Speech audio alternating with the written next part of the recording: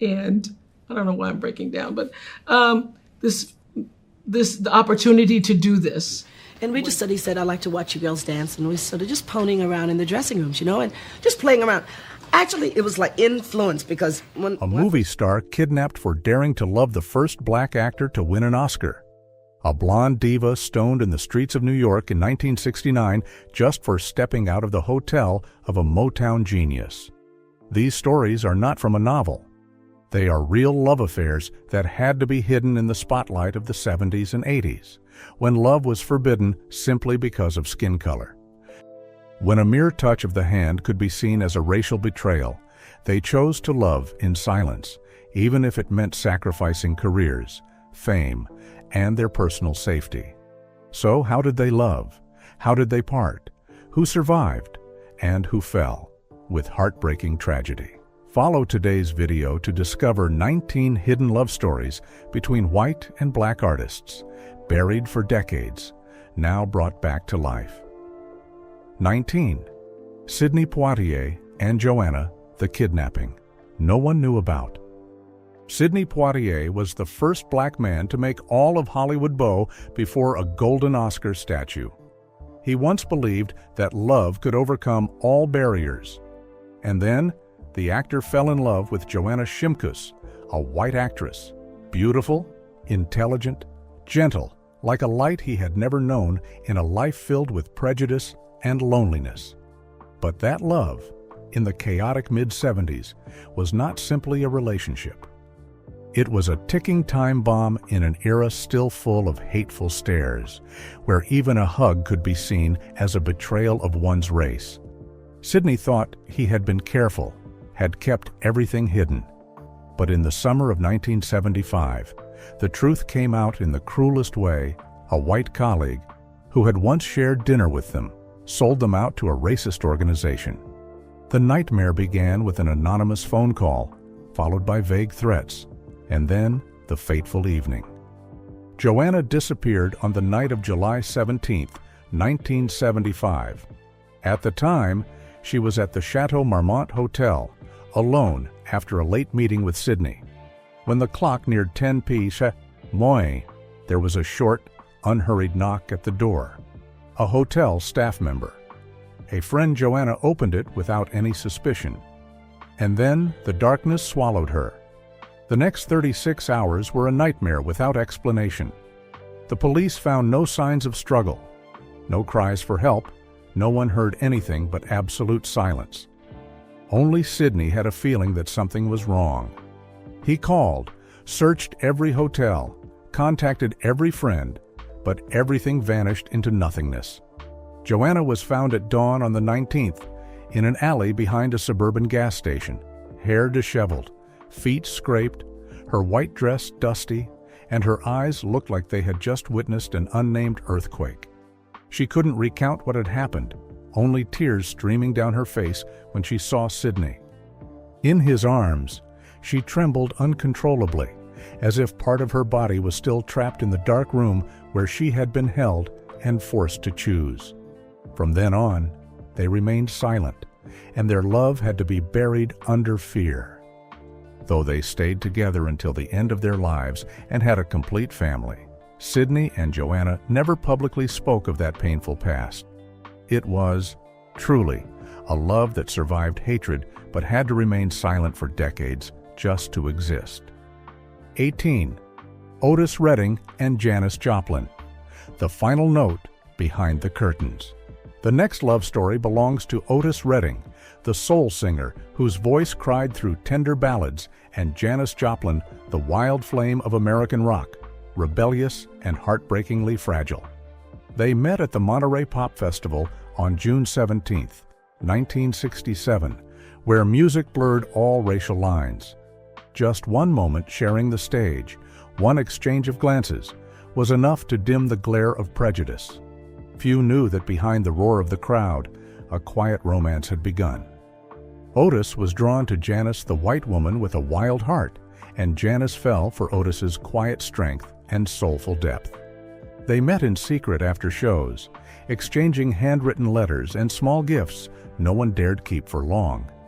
But a love between a black artist and a white one in the 1960s was a love that couldn't live in the light.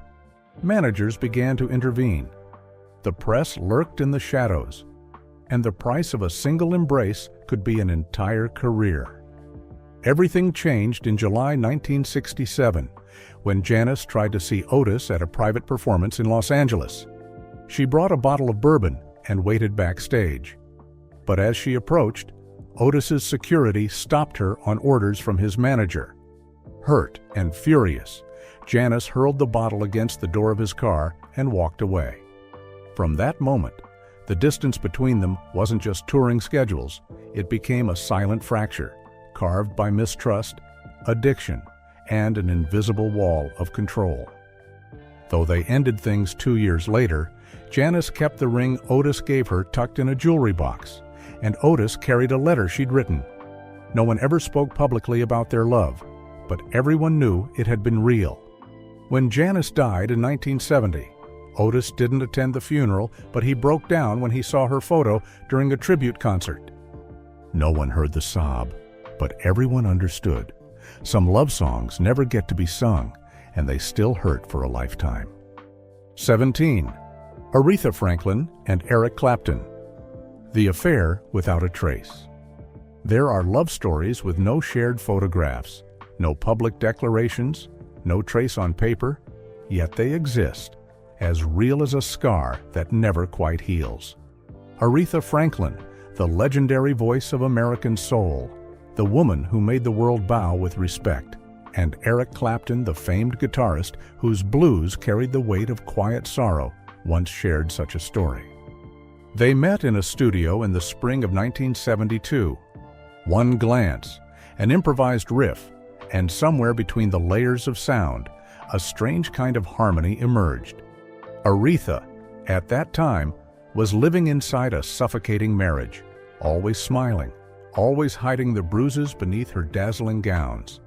Eric saw it, and in those brief encounters, he offered her a rare kind of peace. But that love never had the chance to live.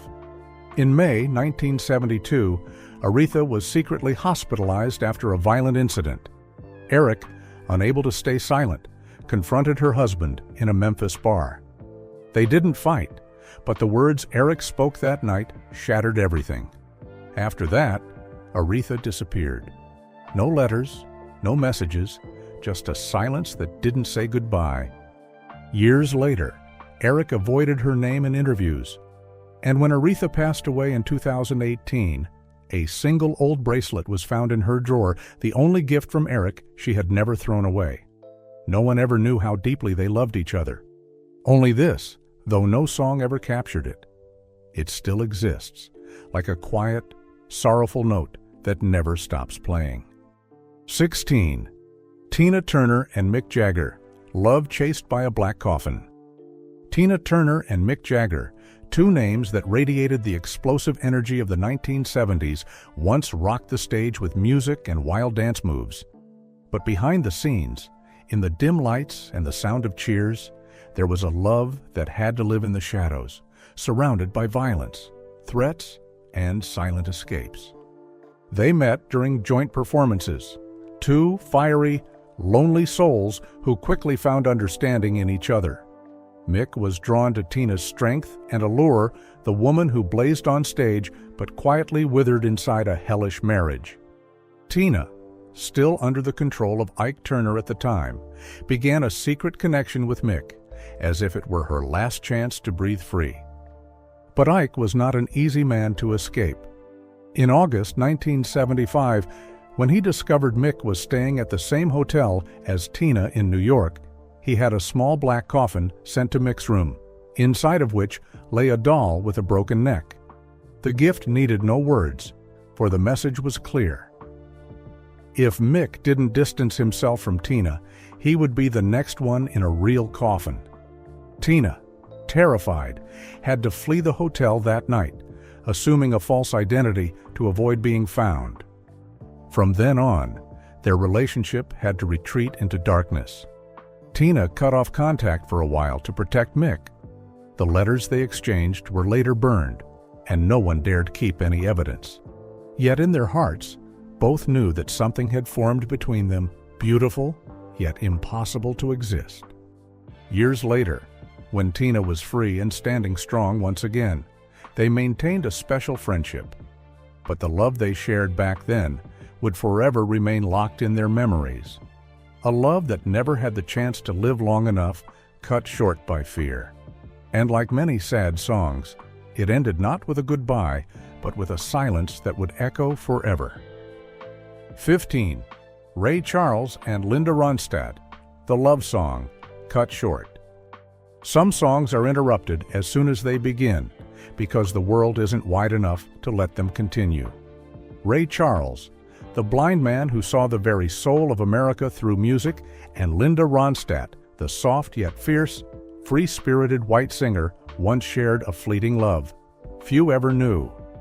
They met between recording sessions, when Linda was still a 32-year-old woman full of rebellion, and Ray was already a legend. No one would have thought they could fit together so perfectly. Her voice was like a silk scarf wrapped around the rough keys he played. They loved each other secretly, in a world where just one photograph together could end careers.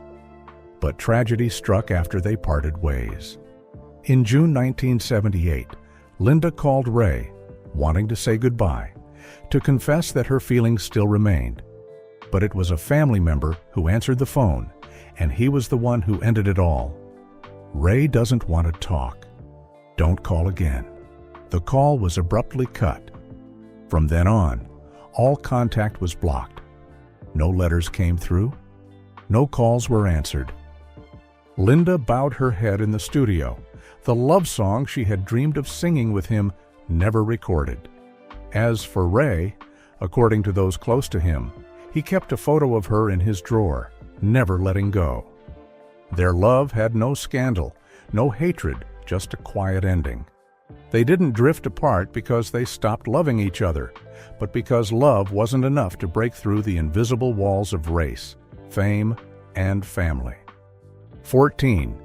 Quincy Jones and Barbra Streisand, the question that was never answered. They came from two worlds that seemed impossible to intersect. Quincy Jones, one of the most talented black musicians of the 20th century, and Barbra Streisand, the shining icon of Broadway and Hollywood. But fate had its own way of bringing these two opposite souls close, even if only for a brief moment. The recording sessions in Los Angeles in 1978 didn't just produce music. They sparked a smoldering emotion between two artists who both longed to be understood. Their love was quiet, but deep enough that Barbra, a woman who always maintained a flawless public image, risked it all one night in July of that year. At an extravagant party in Bel Air, amidst the hundreds of eyes from the entertainment world, Barbra pulled Quincy aside into a corner and asked him to make a choice, me or your family. She could no longer remain the woman in the shadows, unable to keep loving in hurried phone calls and exchange glances avoided in the crowd. At that time, Quincy was the head of a multiracial family, carrying the weight of expectations from the black community, who were always wary when someone within the circle crossed the boundaries. His relationship with Barbra, a white woman, famous and politically influential, was considered too risky. Many close friends warned him, "She may love you, but America may not love that."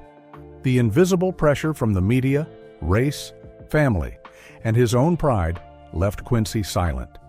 He didn't answer. And so, the secret of that night was buried forever, along with what was considered a forbidden love. If Quincy had nodded that night, would music history have added another controversial love story? 13. Diahann Carroll and Robert Redford, The Unfinished Dinner and a Forbidden Love. Diahann Carroll was regarded as a symbol of Black Broadway, elegant and full of strength. Robert Redford, on the other hand, was considered the golden face of Hollywood, the embodiment of the ideal American man. Their meeting was like two mismatched notes, yet it resonated with an undeniable attraction. But in a divided America still battling racial tensions, their love story barely had the chance to bloom before it was prematurely extinguished. In May 1973, they walked into a luxurious restaurant in Santa Monica. The receptionist seemed awkward, then politely asked them to leave, citing no late reservations. They left in silence, but Diahann's eyes betrayed the pain, while Robert only gripped her hand tighter, as if it were the only way to say he was powerless against a society still full of prejudice. A few days later, Diahann received an anonymous letter, scrawled with hateful, racist threats. Robert remained silent, and his manager was blunt. "You can't ruin your image for a controversial love affair." As for Diahann, despite her strength, she knew she was fighting an unfair battle. They never argued, never officially broke up. They simply began seeing each other less and calling each other less. Until their love faded, swallowed by countless barriers. If that restaurant had been more open that day, would their love have had a different ending? 12. Nat King, Cole, and Peggy Lee. The ballad that was never meant to exist. Nat King Cole, the deep, soulful voice that once shook American television, and Peggy Lee, the white songstress with a smoky, mesmerizing voice, entered each other's lives, not with fanfare, but through a rare empathy between two artists standing on opposite sides of the racial divide. They first met at Capitol Records in 1959. Both shared the loneliness of the stage, and they slowly found each other through secretive nights and songs, written just for them, songs no one else would ever hear. But in March 1960, tragedy struck. After a dinner at Peggy's, Nat was ambushed by three strangers in the parking lot. No robbery, no explanation. Peggy found him lying by his car, his shirt soaked in blood, his face frozen in pain and fear that couldn't be named. It wasn't just an attack, it was a warning, a chilling message sent to the black artist who dared to cross the line of racial segregation. The next day, Peggy secretly recorded a ballad just for Nat, but the recording was destroyed at the label's request, as if that love had never been allowed to exist. From then on, they cut off contact. In 1965, Nat King Cole passed away. Peggy didn't attend the funeral, but no one knew that she sat in a white Cadillac parked not far from the cemetery. In an era when even a love song could be stifled, they loved in a way only they could understand quietly, persistently, and forever unable to be sung aloud. 11. Harry Belafonte and Marguerite, Rita, Morrison, the last page of the notebook. Harry Belafonte, the calypso legend and a powerful voice for the civil rights movement, once shared a deep love with Marguerite Rita Morrison, a white actress with a gentle, quiet beauty. They met at a fundraiser for independent artists in New York in early 1962. As the lights dimmed, they remained, talking about music, dreams, and fears.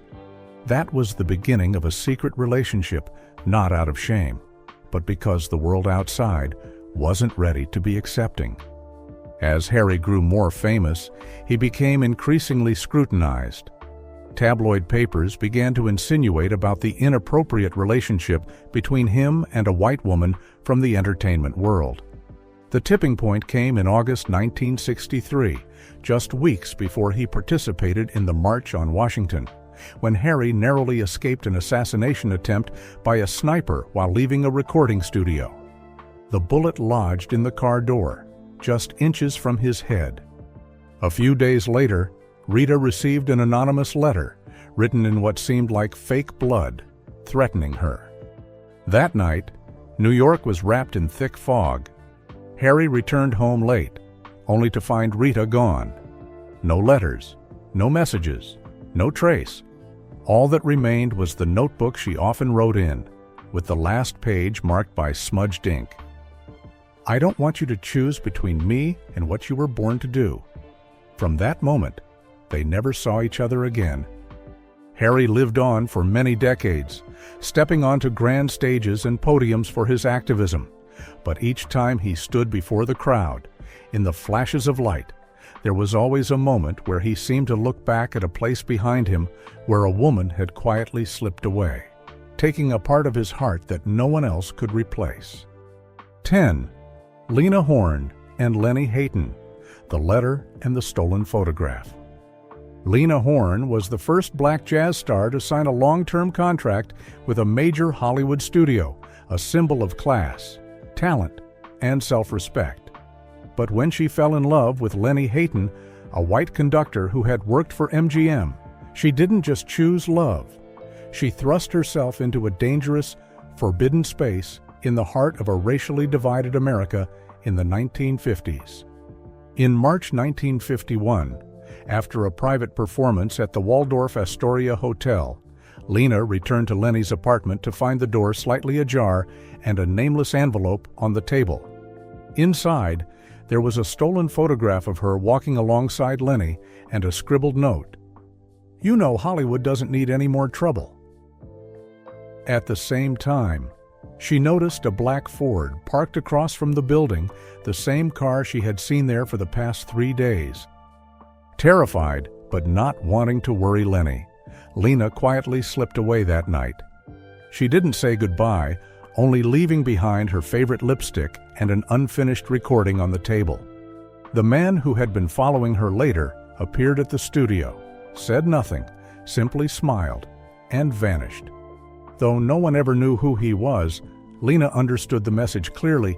If she continued that love, she would be erased from contracts and from the public eye. From then on, though they still met, Lena and Lenny's love had to live in the shadows. No scandals, no public declarations, just two hearts holding each other in silence, in a world that was always waiting to tear apart anything that didn't fit the norm. And that was the price a woman had to pay. 9. Billie Holiday and Louis McKay, A Love. Billie Holiday, the most heart-wrenching voice of American jazz, once endured a tumultuous love affair with Louis McKay, a man who was both her manager and her husband. They came together in the late 1940s, as Billie's career spiraled through the chaos of racial discrimination, addiction, and the relentless pursuit of the media. In October 1950, an anonymous letter was sent to Billie's dressing room with a clear threat: if she didn't leave Louis, she would be completely blacklisted by the industry. The following night, in Harlem, as they were leaving a club, a strange man approached and gave her the same warning. In anger, Billie threw her purse at him and ran off into the rain, leaving Louis frozen in silence. From then on, between them was a gap silence and moments of avoidance backstage. Though they never officially parted, that love gradually faded away. In 1959, Billie passed away in a hospital at the age of 44, alone and under police surveillance. Louis McKay inherited all her estate, but never spoke a word about the months she spent in decline. Billie's love tragedy, like the song she sang, ended in a sob and a quiet farewell. 8. Jimi Hendrix and Nico, a short-lived love filled with jealousy. Jimi Hendrix and Nico were two icons of rebellion in the 60s rock scene. Yet few knew that they once shared a passionate love, hidden in the shadows.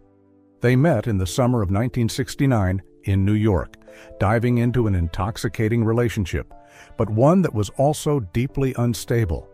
Nico, the cold voice of Velvet Underground, was quickly drawn into Jimi's magnetic world, but soon revealed a fiery jealousy and deep insecurity. In September of that year, during a drunken outburst, Nico smashed Jimi's beloved Fender guitar after discovering him holding another model in the studio. A month later, a close German friend of Nico's threatened Jimi with a knife right outside the Chelsea Hotel, forcing him to flee New York for a few weeks to avoid further trouble.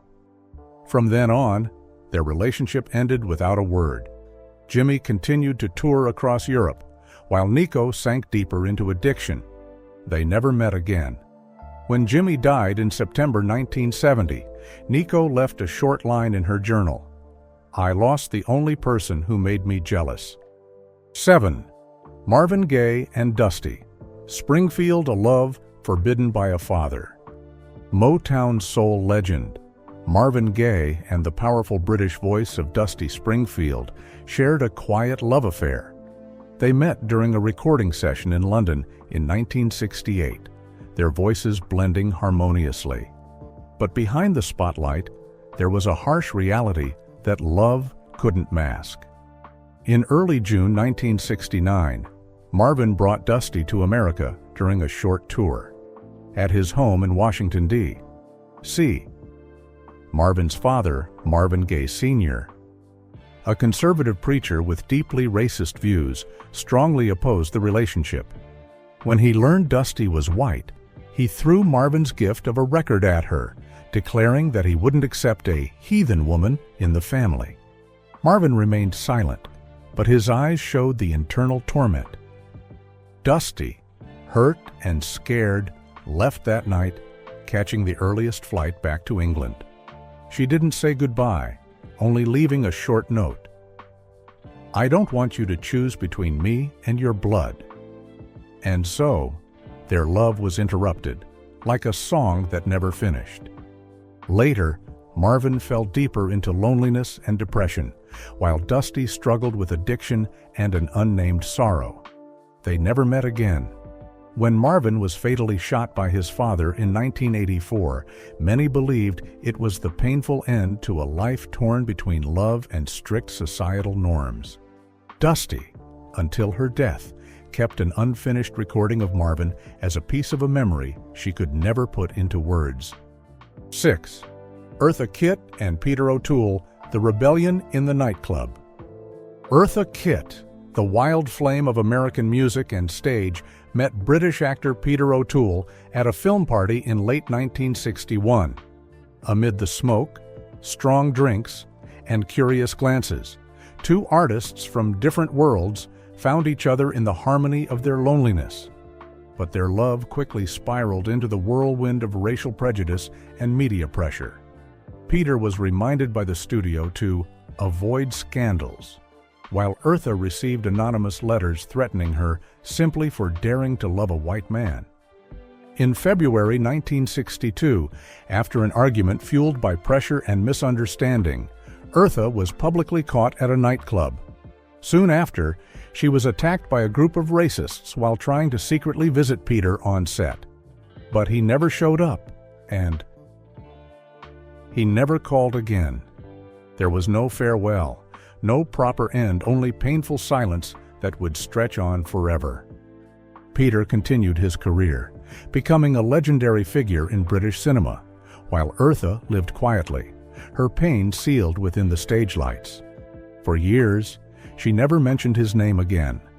But in a small apartment in New York, a relative once found an old photograph Eartha and Peter, smiling together, pressed carefully into the pages of a decaying book. 5. Sammy Davis, Jr. and Kim Novak, a forced marriage to hide the truth. Sammy Davis, Jr., the multi-talented member of the Rat Pack with his powerful voice and captivating stage presence, fell in love with Kim Novak, the cool and charismatic Hollywood starlet of the late 1950s. Their love blossomed quietly behind the scenes, where quick touches and exchanged glances in the dark were all they could cherish. But the world outside was unforgiving. In March 1960, as rumors of their relationship began to spread, Sammy was directly threatened by the mafia. The entertainment industry moguls made it clear that a black man couldn't openly love a white star, and they made that clear through violence. He was forced to marry a dancer in a hasty ceremony as a way to conceal the truth and restore order. Meanwhile, Kim received a love letter from Sammy, but her agent coldly snatched it away and burned it in front of her, as if to erase any proof of a love that was never meant to exist. From then on, they never spoke of the past. Sammy continued his career in silence, avoiding all questions about Kim, while she withdrew further into herself, carrying a piece of their memory that no one was allowed to touch. Amid the flashing lights and applause, There was a love that once existed, but was suffocated by the world until it disappeared, as if it had never started. 4. Diana Ross and Rod Stewart, the tape that stifled their love. Diana Ross, the undisputed queen of Motown, and Rod Stewart, the rebellious British singer with a voice full of charm, once shared a brief yet haunting love affair.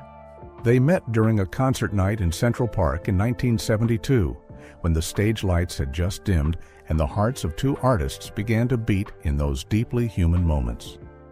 But that love was quickly suffocated. A private recording between the two was stolen, rumors spread like wildfire, and Motown issued an ultimatum: either protect the image or lose everything. Diana was forced to return the ring Rod gave her and cut off all contact silently. Years later, when they met backstage at a concert, they only exchanged a glance, saying nothing. But that look, perhaps, said everything neither of them could admit throughout their lives. 3. James Brown and Grace, Slick, the threatening letter from family. James Brown, the soul music icon, and Grace Slick, the rebellious rock goddess of the 1960s, once shared a budding romance during the fiery summer of 1969 in San Francisco. They came from two vastly different worlds, but it was that very distance that made their hearts beat with desire. However, less than a month later, Grace was seen leaving James's hotel, and soon after, she received a threatening letter from his family. The relationship was suffocated in silence. On September 20th, James sent her a demo of a song, but Grace refused to record it, not because her feelings had faded, but because she knew they couldn't go any further. Later, she kept the shirt he had worn, while James quietly carried on, holding on to an unnamed loneliness. Their love, like a discordant note, was a rhythm that would never find harmony. 2. Stevie Wonder and Carly Simon, the love that was stoned. In the summer of 1973, Stevie Wonder, the blind genius of soul music, and Carly Simon, the queen of self-reflective ballads, shared a brief, fleeting romance. They met in a New York recording studio, where music connected two hearts from different worlds. At that time, Carly had just risen to fame with You're So Vain, while Stevie was at the peak of his creative powers. They thought music would be the only bridge they needed, but they couldn't foresee how the pressures from the industry and the fanaticism of fans would become their greatest barrier. On July 20th, Carly left the studio in panic when her car was pelted with stones by a group of Stevie's fans, forcing her to hire bodyguards. 5 days later, Stevie sent her an unreleased song as an apology. But in return, Carly sent back the tape along with a handwritten letter, offering a farewell without resentment. Later, Carly married and divorced, retreating to a quiet life by the New England coast. Stevie continued his illustrious career, but never spoke of the past. Between them, only an unnamed song remained and a memory that had to be buried. 1. Miles Davis and Joni Mitchell, the jealousy that could not be saved. In the ever-changing music world of the 1960s, Miles Davis, a jazz genius known for his complex personality and sudden bursts of anger, met Joni Mitchell, the delicate folk singer with a fragile beauty and a refined soul. They were quickly drawn to each other, as if by a magnetic force. But that love soon became fragile, as the gap between their worlds, both artistic and emotional, grew ever wider. On the night of June 15, 1969, at a party in Harlem, Joni was surrounded by old friends while Miles stood in silence, watching her laugh and converse. In a fit of jealousy, he pulled out a gun, a reflex of insecurity and control, then left, leaving everyone stunned. That was the moment Joni realized that love couldn't save them if one of them refused to change. She left New York without a word. Years later, neither of them publicly mentioned each other. But when Miles was hospitalized for a lung disease many years later, a nurse recounted that he requested only one thing to hear Joni's voice. And when the song "A Case of You" played, he closed his eyes, as if the last memory he wanted to keep was the voice of the woman who had gone. The jealous love affair between Miles Davis and Joni Mitchell marked the end of the journey through 19 stories of love that defied racial boundaries. Not every love story is written into history books. From hasty backstage embraces to letters burned, to songs never recorded. All of these are pieces of love stories that the public rarely hears about, yet are quietly painful and beautiful. So, which love story resonates with you the most? What would have happened if they lived in a different time? Would their love have had a complete ending? Leave a comment below and share your thoughts. Don't forget to follow to uncover the secrets still hidden behind the stage lights.